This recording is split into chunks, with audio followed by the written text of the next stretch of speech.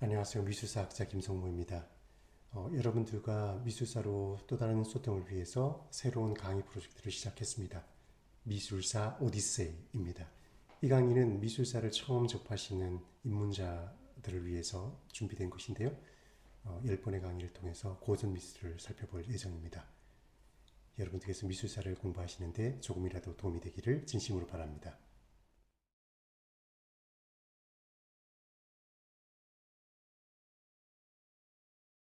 첫 번째 강의는 미술사 방법론이라는 제목을 붙여봤습니다. 미술사를 공부하실 때 아주 중요한 기본기 몇 가지 개념들을 여러분과 함께 나누고자 합니다. 첫 번째 제시해 드릴 개념은 묘사입니다. 이 묘사라고 하는 것은 미술사 공부에서 가장 중요한 기본기입니다. 묘사를 통해서 작품의 이미지를 기억합니다. 미술사를 공부하시면서 미술에 대한 미학적 개념이나 아니면 미술에 대한 여러 가지 이야기들을 공부하시는 것도 흥미롭고 중요한 일일 수 있겠지만은 가장 중요한 것은 작품의 이미지를 기억하시는 겁니다. 묘사는 언어적으로 우리가 말을 통해서 작품을 묘사할 수도 있고요. 또 더 좋기로는 말로 한 것을 글로 적어보면 더 좋습니다. 묘사를 하기 위해서 작품을 대하는 조금 태도의 변화가 필요한데요. 첫 번째, 작품을 자세히 보아야 합니다. 나태주 시인의 짤막한 풀꽃이라는 시를 인용해서 미술사에서 미술 작품을 어떻게 보는가 하는 것을 적어보았는데요. 어쨌든 미술 작품도 우리가 자세히 보아야 미술 작품에서 아름다움을 찾을 수가 있고요. 또 미술 작품을 오래 보아야 합니다. 그러다 보면은 미술 작품의 이미지가 우리 머릿속에 기억이 되어서 우리의 지식이나 경험이나 감정이나 생각과 만나게 되면서 미술에 대한 통찰력을 우리에게 준다고 생각합니다. 제가 이렇게 작품을 두고 강의를 들으신 분들께 묘사를 해보라고 부탁을 드리면 굉장히 당황해 하시죠. 왜냐하면 우리는 한 번도 묘사를 해본 경험이 없기 때문에 그렇습니다. 이 묘사는 연습을 하면 할수록 좋은데요. 막연하게 묘사를 하시기보다는 제가 제시하고 있는 몇 가지 이렇게 논리적인 순서에 따라서 작품을 따라가다 보면 훨씬 더 조리 있고 짜임새 있는 묘사가 되리라고 생각이 됩니다.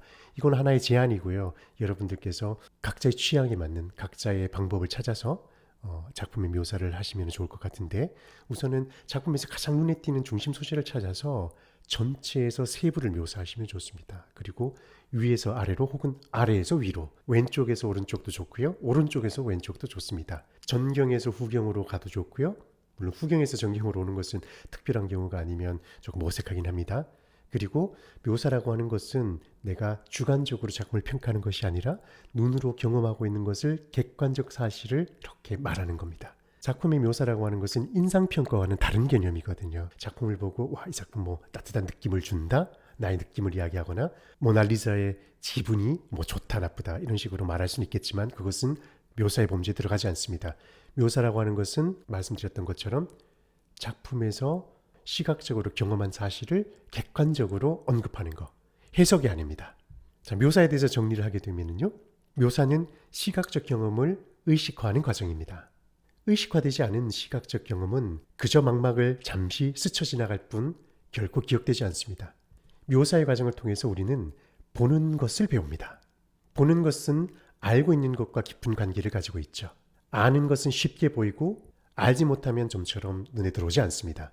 아는 것, 곧 지식은 보는 데 도움을 줄 수 있지만 아주 조심해서 접근할 필요가 있습니다. 왜냐하면 아는 것만 보이거나 아는 것만 보는 것에서 멈출 수 있는 위험이 있기 때문입니다. 미술을 접하는 것은 알기 위한 지식을 습득하는 게 아니지 않습니까?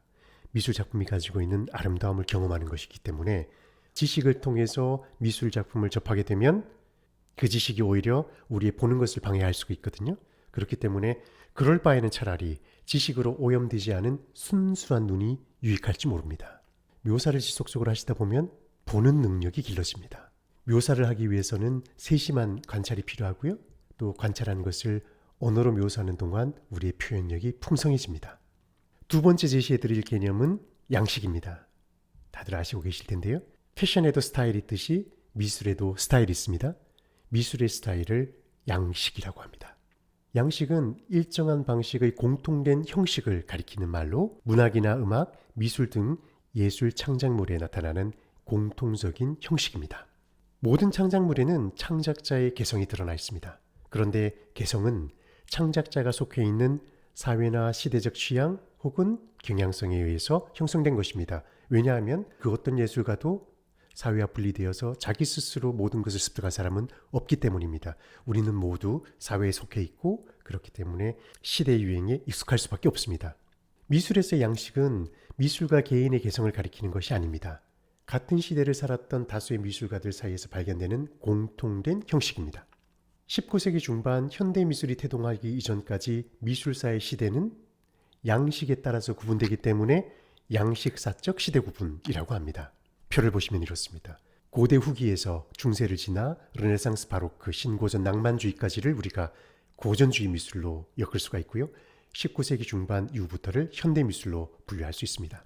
지금 보시는 이런 분류는 다 양식사적 분류입니다.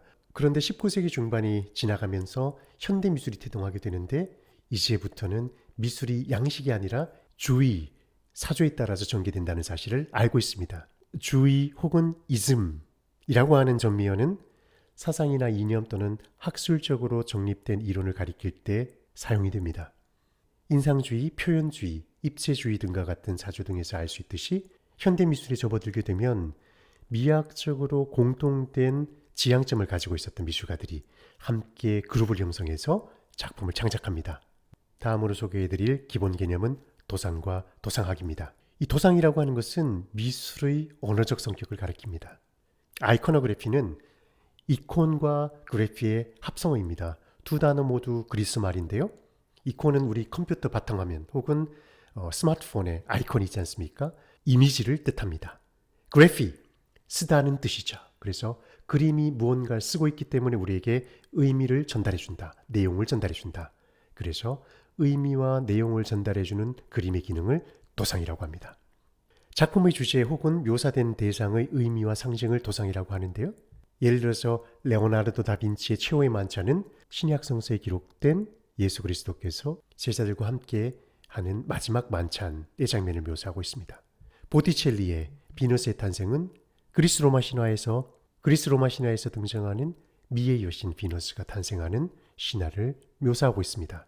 지금 이 장면 또한 기독교 도상이라고 할 수가 있는데요. 예수 그리스도께서 제자 베드로에게 열쇠를 건네주는 장면입니다. 신약 성서에 기록되어 있고 열쇠가 등장하면 열쇠와 함께 있는 남성이 베드로입니다. 이런 장르의 그림을 정물화라고 하는데요. 정물화에는 주로 인생의 무상함에 대한 경고의 메시지가 들어있습니다. 해골이나 꺼져가는 촛불은 죽음을 상징하며 이것은 곧 인생의 덧없음, 라틴어로 이야기하면 바니타스를 상징합니다. 도상을 크게 보면 기독교 도상과 비기독교적 도상이 있습니다. 기독교적 도상의 원천이 되는 것은 당연히 신구약 성서가 되겠고요. 그리고 신구약 성서 이외에 정경으로 채택되지 않은 외경이나 위경도 기독교 도상의 중요한 원천이 됩니다. 기원 후 2세기경에 쓰여진 피지올로구스라고 하는 책이 있습니다. 작자는 미상이고요. 이 책 안에는 동물의 기독교적 상징과 의미가 기록되어 있습니다.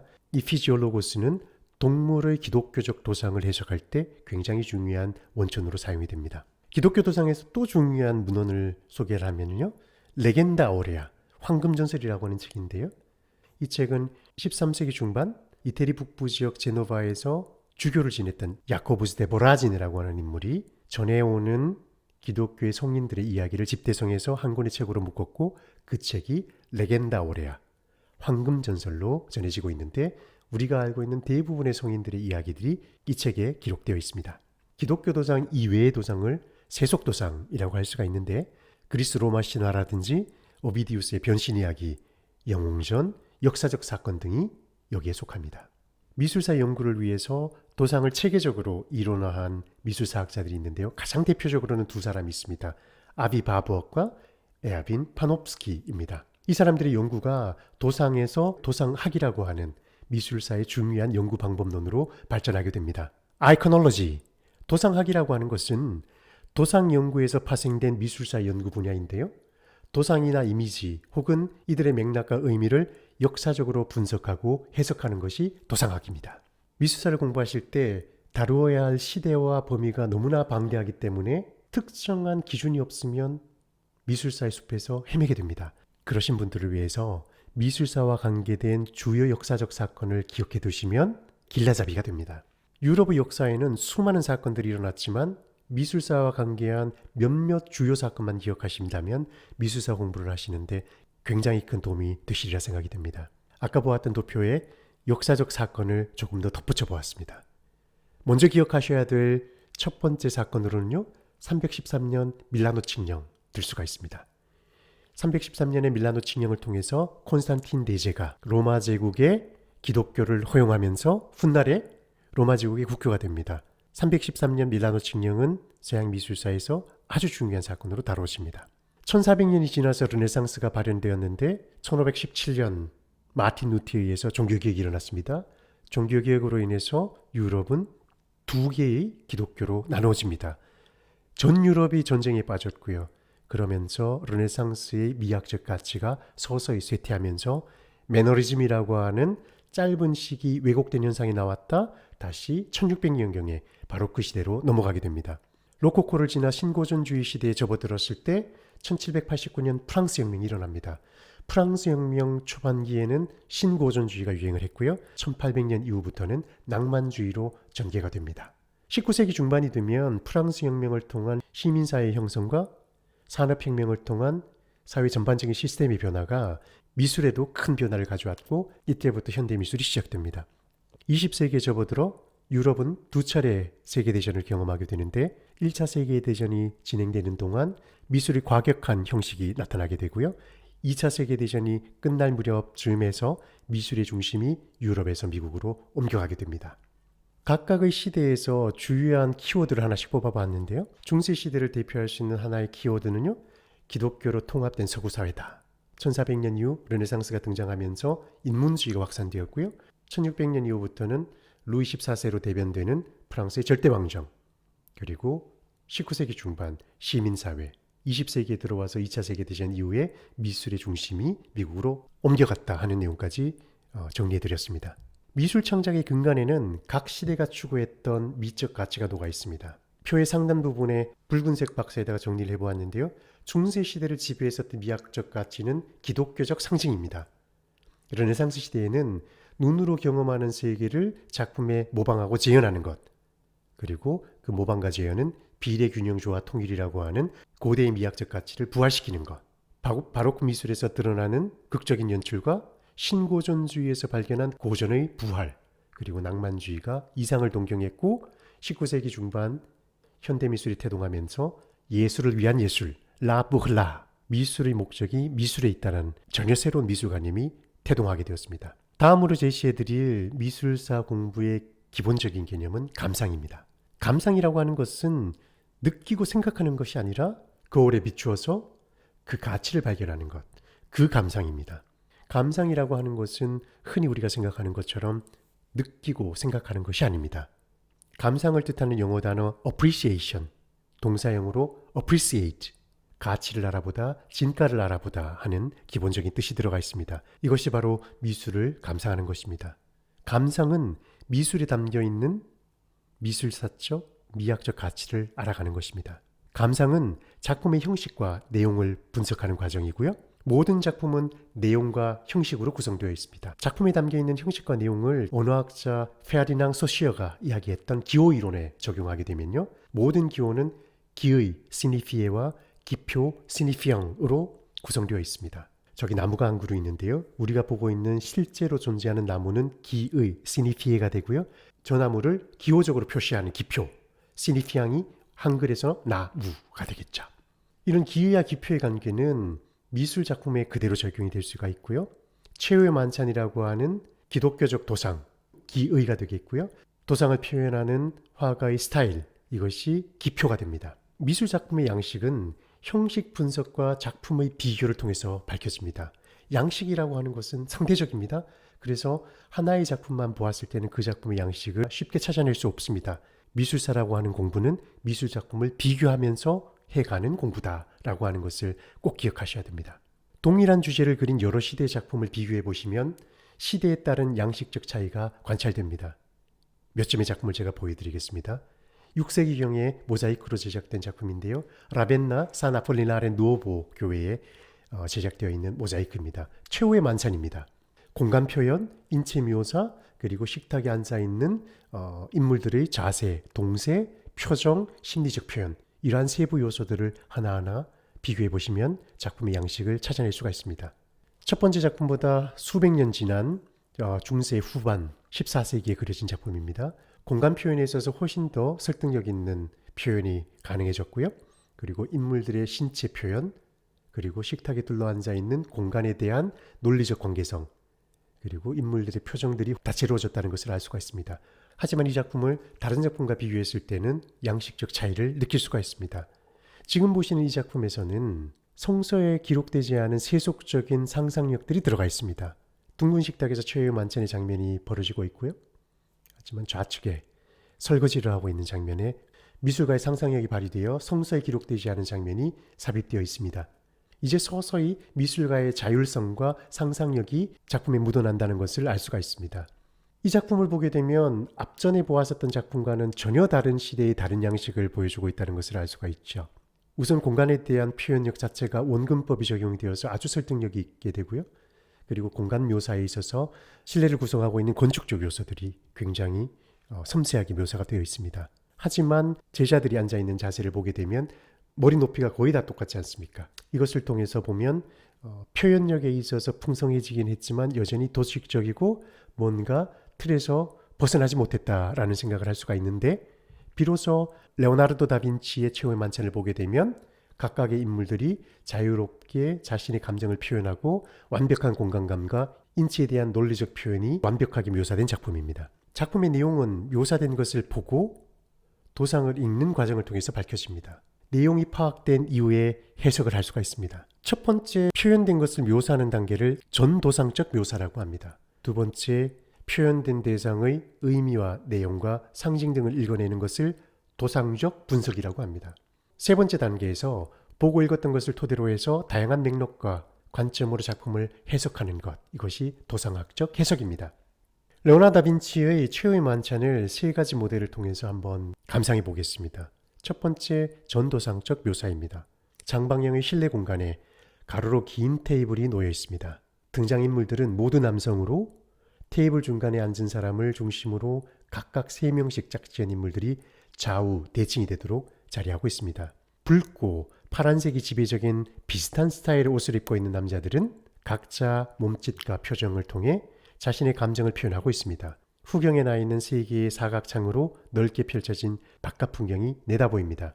아주 객관적인 사실들을 하나하나 짚어가면서 간략하게 묘사해 보았습니다. 두 번째, 도상적 분석입니다.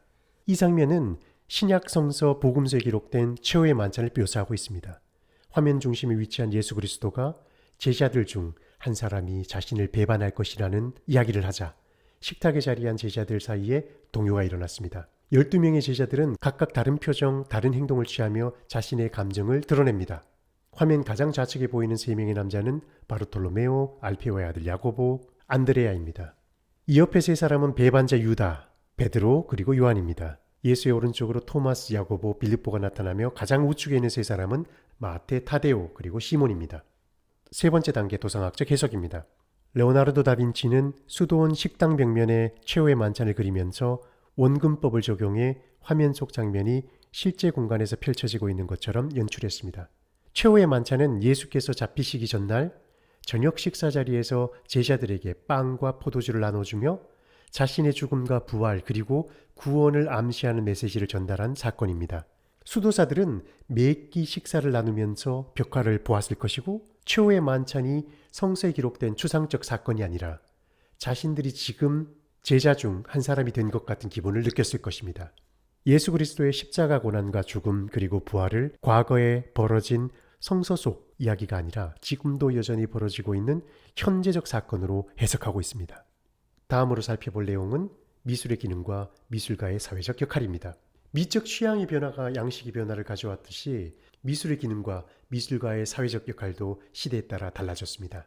지금 우리에게 형성되어 있는 미술의 개념, 즉 미술은 미술가의 생각이나 감정을 표현하는 것이라는 미술의 개념은 현대 미술에 접어들어서 생겨난 것입니다. 19세기 중반 프랑스 혁명과 산업혁명이 야기한 여러 영역에서의 근본적인 변화에 적극적으로 반응했던 미술가들은 기존 미술의 기본과 가치에 균열을 일으키면서 현대 미술의 빗장을 풀어주었습니다. 이들의 미술을 아방가르드라고 부릅니다. 아방가르드는 전위대라는 뜻으로 본대가 진격하기 전 적진의 상황을 파악하기 위해 파견된 선발대입니다. 이러한 맥락에서 아방가르드는 혁신적인 발상과 과감한 실험으로 기존의 틀과 가치를 흔들며 미술의 개념을 확장시킨 미술 혹은 미술가를 가리킵니다. 현대 미술이 시작된 이후 미술에 있어서 미술가 개인이 가장 중요한 창작 주체로 부각됩니다. 미술가는 자신의 미술을 스스로 규정해야 했고 스스로 질문을 던지고 스스로의 방법으로 스스로가 던진 질문에 답을 찾아갑니다. 현대미술 이전 시대에는 미술가에게 전혀 다른 것이 기대되었고 요구되었습니다. 미술을 스스로 규정하는 것은 미술가의 역할이 아니었습니다. 미술가의 역할은 자신에게 주어진 과제를 이미 형성되어 있는 모범적인 틀 속에서 최대한 성실하게 완수하는 것이었습니다. 누구도 미술가에게 혁신을 기대하거나 요구하지 않았습니다. 기존의 미적 가치를 기술적으로 완벽에 가깝게 구현하는 것으로 미술가의 역할은 충분했습니다. 물론 모든 미술가들이 기존의 가치에 순응했던 것은 아닙니다. 어느 시대에나 아방가르드 미술가가 있어왔고 이들에 의해서 미술은 이제껏 알지 못한 새로운 가치를 얻게 됩니다. 미술가의 사회적 역할이 가장 크게 달라진 것은 중세에서 르네상스로의 전환기였습니다. 중세의 미술가들은 그토록 찬란하고 화려하고 장엄한 작품들을 창조했지만 이들 중 대다수는 이름 없이 사라졌습니다. 중세 미술가는 엄격한 의미에서 미술가가 아니었습니다. 그들은 몸으로 땀을 흘려 일했던 수공업자로 여겨졌습니다. 도제식 교육을 통해서 몸으로 성실히 익힌 기술과 기법을 활용해 기존의 전통을 최대한 답습하는 것이 미술가의 임무였습니다. 미술가들의 낮은 사회적 지위를 격상시키고자 했던 이들이 15세기 초 이탈리아 르네상스 미술가들입니다. 이들은 단순히 배운 것을 그리거나 돌을 다듬어 형상을 만들지 않았습니다. 눈으로 경험하는 세계를 그림으로 조각으로 구현하기 위해 자연을 관찰하고 인체를 분석했습니다. 이들은 자신들이 추구하는 예술의 뿌리를 찾기 위해 고대 문헌을 번역했고 자신들의 생각을 이론화한 책을 출판했습니다. 눈에 보이는 세계를 그리기 위해 눈에 보이지 않는 원리를 탐구하고 분석했습니다. 미술가들의 이러한 탐구 정신의 중요한 목적은 자신들의 창작 행위가 육체 노동이 아니라는 것을 증명하기 위해서였고 학자와 같이 고매한 정신으로 세계를 통찰하는 것이 그들의 창작 행위라는 것을 마침내 증명하고야 말았습니다. 우리는 이 시대를 르네상스라고 부릅니다. 절정에 도달한 르네상스가 종교개혁과 함께 서서히 쇠락할 무렵 미술에 대한 역사의식이 생겨났습니다. 피렌체에서 메디치 가문을 위해 일했던 다재다능했던 화가이자 건축가였던 조르조 바사리는 1550년 레비테 데 피우 에셀렌티 피토리 스쿠토리의 아키테토리라는 긴 제목의 책을 출판했습니다. 이 책이 그 유명한 미술가 열전입니다. 바사리는 트레첸토 14세기에서부터 친퀘첸토 16세기까지 토스카나 지역에서 활동한 가장 위대한 미술가들의 일생을 한 권의 책으로 묶어 출판했습니다. 이 책은 100여 명의 미술가를 소개하고 있을 뿐만 아니라 미술의 흐름을 역사적 관점으로 서술했다는 점에서 미술사적으로 중요한 의미를 가지고 있습니다.